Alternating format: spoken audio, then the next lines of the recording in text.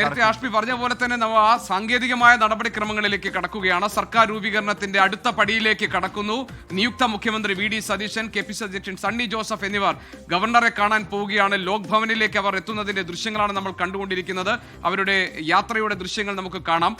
അല്പസമയത്തിനകം അവർ ലോക് ഭവനിലെത്തി ഗവർണർ രാജേന്ദ്ര അർലക്കറെ കണ്ട് സർക്കാർ രൂപീകരണത്തിന് വേണ്ടിയുള്ള അവകാശവാദം ഉന്നയിക്കും. അവർ ലോക് ഭവനിൽ എത്തിയിട്ടുണ്ട്. വിവരങ്ങളുമായി റിനു ശ്രീധർ ചേരുന്നുണ്ട്. റിനു, നിയുക്ത മുഖ്യമന്ത്രി വി ഡി സതീശൻ ലോക് ഭവനിൽ എത്തിയല്ലോ. ഇനിയിപ്പോൾ സർക്കാർ രൂപീകരണത്തിലുള്ള അവകാശവാദം ഉന്നയിക്കുകയാണ്. അടുത്ത നടപടിക്രമം എന്തൊക്കെയാണ്? വിശദാംശങ്ങൾ. അല്പസമയം മുമ്പാണ് നിയമസഭയിലെ ഹാളിൽ ചേർന്ന യോഗത്തിനു ശേഷം നിയുക്ത മുഖ്യമന്ത്രി വി ഡി സതീശൻ അവകാശവാദം ഉന്നയിക്കുന്നതിന് വേണ്ടി ഗവർണറെ കാണുവാൻ വേണ്ടി ലോക് ഭവനിലേക്ക് എത്തിയിരിക്കുന്നത്. 7:30ക്കാണ് ഈ ഗവർണറുമായി കൂടിക്കാഴ്ചയ്ക്ക് സമയം അനുവദിച്ചിരിക്കുന്നത്.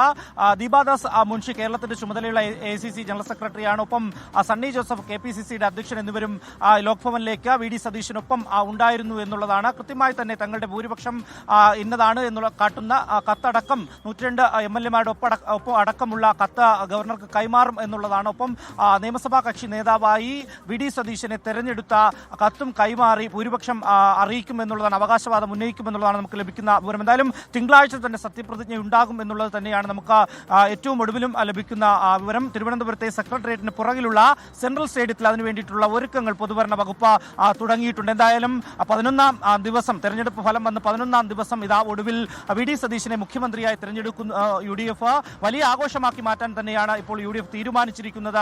ഈ സത്യപ്രതിജ്ഞ ചടങ്ങടക്കം അതിനു വേണ്ടിയിട്ടുള്ള എല്ലാ സജ്ജീകരണങ്ങളും ഒരുക്കി കഴിഞ്ഞു. എന്തായാലും വി ഡി സതീശൻ ക്യാമ്പുകളിൽ ആവേശത്തോടുകൂടി ഇപ്പോഴും ആഘോഷങ്ങൾ നടക്കുന്ന ഒരു സാഹചര്യമാണ്, കാഴ്ചയാണ് നമുക്ക് കാണാൻ വേണ്ടി കഴിയുന്നത്. സത്യപ്രതിജ്ഞാ ദിവസവും മണ്ഡലം കേന്ദ്രീകരിച്ച് ഒപ്പം ഓരോ ജംഗ്ഷനുകൾ കേന്ദ്രീകരിച്ച് കോൺഗ്രസിന്റെ ഒപ്പം UDF-ന്റെ വിവിധ ഘടകകക്ഷികളുടെ നേതൃത്വത്തിൽ വലിയ ആഘോഷ പരിപാടികൾ സംഘടിപ്പിക്കുവാൻ വേണ്ടിയാണ് തീരുമാനിച്ചിട്ടുള്ളത്. എന്തായാലും ഇപ്പോൾ ഗവർണറെ കാണുവാൻ വേണ്ടി ലോക് ഭവനിലേക്ക് നിയുക്ത മുഖ്യമന്ത്രി വി ഡി സതീശനും ഒപ്പം കെ.പി.സി.സി അധ്യക്ഷനും AICC ജനറൽ സെക്രട്ടറിയും എത്തിയിരിക്കുകയാണ്.